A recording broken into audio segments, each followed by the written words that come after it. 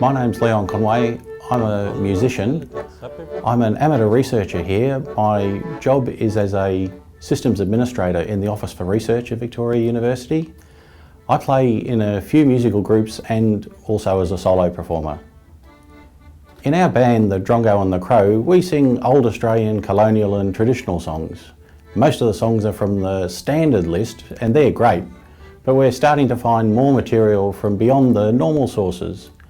The Trove collection of digitised newspapers is a wonderful resource, but it's hard to discover anything using that.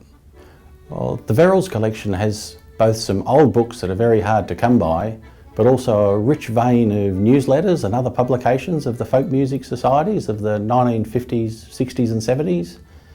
These are the songs and the poems which might not be good enough to make it into the standard anthologies, but which are rich in memories and ideas. I'm interested in the lyrics mainly. The music is generally of a style which is interesting historically, and we don't want to lose it, but which doesn't really translate into the more boisterous and rowdy performance style that we prefer. But the words and emotions are universal. I was born and grew up in the northeast of Victoria in gold country, bushranging country, settling and shearing country, and I've always loved artists like Paul Kelly and even This Is Serious Mum, who sings about the places in Victoria where we live. I found using this collection that there are lots of songs about Beechworth, Rutherglen, Ballarat, Bendigo, songs that I've never heard of before, which are really interesting. Well, the material is valuable to me because I wouldn't have access to such local material otherwise.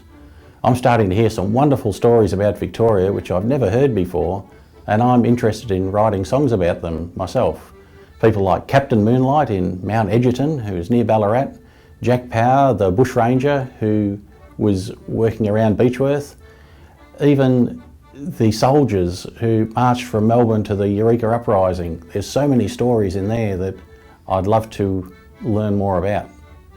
Many of the songs that have been passed down to us about a real monoculture of just Anglo men, the sort that were lionised in magazines like the Bulletin at the end of the 19th century.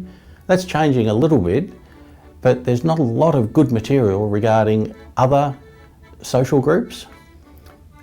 A lot of that material that is there is either offensive or condescending.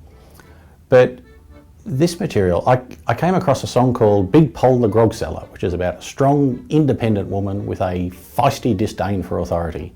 And that shone out like a gold nugget. And we've already worked that up into our act, and that's one of my favourite songs.